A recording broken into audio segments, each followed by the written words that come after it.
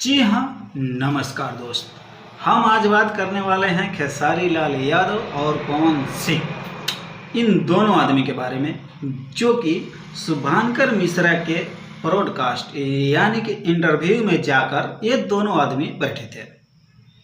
तो हाँ, फिर शुभांकर मिश्रा पूछे कि आपके खोदने का तरीका, मतलब जो वो आप कंट्रोवर्सी करते हैं वो क्यों करते हैं।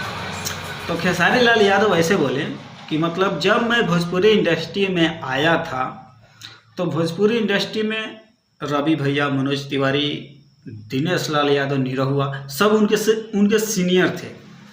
अब बताइए, सब उनके सीनियर थे। पवन सिंह उनके सीनियर नहीं थे, क्योंकि पवन सिंह अभी तक गा रहे हैं, फिल्म कर रहे हैं, सब कुछ कर रहे हैं, ठीक है। तो उनके सीनियर वो नहीं थे, ये सब सीनियर था। मनोज तिवारी, पवन सिंह, दिनेश लाल यादव, निरहुआ।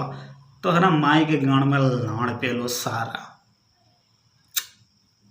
गरियाने का मन कर रहा है दोस्त, क्योंकि 2004-05 से पवन सिंह गाना गा रहे हैं और फिल्म कर रहे हैं। लगभग 8-9 से फिल्म कर रहे हैं और गाना गा रहे हैं 4-5 से। तो खेसारी लाल यादव के ये सीनियर पहले नहीं थे, अभी भी नहीं है।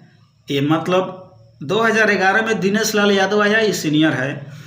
2000 क्या बोले, मनोज तिवारी और रवि किशन को मालूम नहीं है, क्योंकि वो कितना दिन से है हमको खुद नहीं पता है।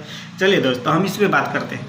लेकिन ये सब कोई उनसे सीनियर है, चाहे पवन सिंह हो, मनोज तिवारी हो, रवि किशन हो, दिनेश लाल यादव हो, सब कोई उनसे सीनियर है। और ये सीनियर को नहीं टारगेट करते हैं, ये टारगेट करते हैं उसको जिससे इनका गाना चले, जिससे इनका फिल्म चले, जिससे इनका व्यूज भागे, जिससे इनका फैन फॉलोइंग भागे, ठीक है। अभी जितना भी टारगेट करना है कर लीजिए, ठीक है।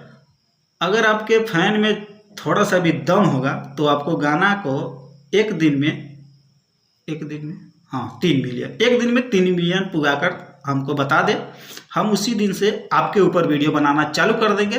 तो खेसारी लाल यादव के फैन अगर हमारे वीडियो देख रहे हो तो सब्सक्राइब कर लो। अगर 3 मिलियन दिखा देना, उस दिन हमें कमेंट कर देना, और उसके बाद हम खेसारी लाल यादव के तरफ से वीडियो बनाना चालू कर देंगे। अगर नहीं हुआ तो भाई इसी तरह रवैया चालू करेंगे खेसारी लाल यादव के ऊपर।